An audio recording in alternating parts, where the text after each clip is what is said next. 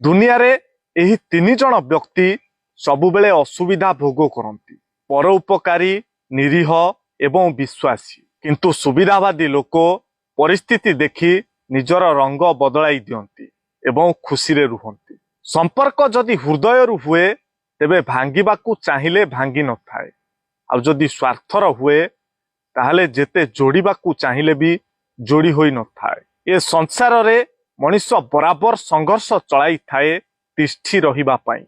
केतेबेले से जीति जाए तो पुणी केतेबेले हारी जाए, किंतु मने रखंतु संघर्ष भितरे वीरत्व रही थाए, विजय भितरे नुहे। सांग माने जेमिति लुण को गोटे सुना ताटियारे रखी चाखिले मध्य तार स्वाद बदले नाही, ठीक सेमिति स्वार्थपर लोकंकर तुमे जेते उपकार कर अबा जेते भल कर सेमानंकर स्वार्थ आउ स्वभाव केबे भी बदली न थाए। त्याग स्नेह ठारू श्रेष्ठ, चरित्र सुंदरता ठारू श्रेष्ठ, मानविकता संपत्ति ठारू श्रेष्ठ, किंतु परस्पर मध्यरे संपर्क बजाय रखिबा ठारू श्रेष्ठ आउ किछि नाही।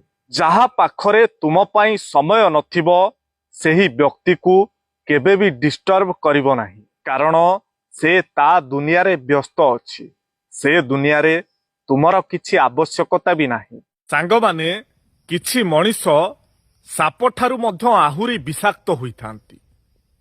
विषाक्त साप को तो दूररू देखिले चिन्हि होई जाए, किंतु विषाक्त मनीष को चिन्हिबा भारी कष्ट। तेणु एही भली मनीष मानक ठारू जेते संभव दूरेई रहिबे आपणक पाई सेते भल हेबो। कोन सांग माने ठीक तो कथा मोर विचार आपण मानकर। जदि भिडियोटी आपनकु भल लगी थाए ताले निश्चय गोटिए शेयर करिवे। आ एही भिडियोटी आपनकु किपरि लागिला मतामत देबाकू जमारू भूलिबे नाही।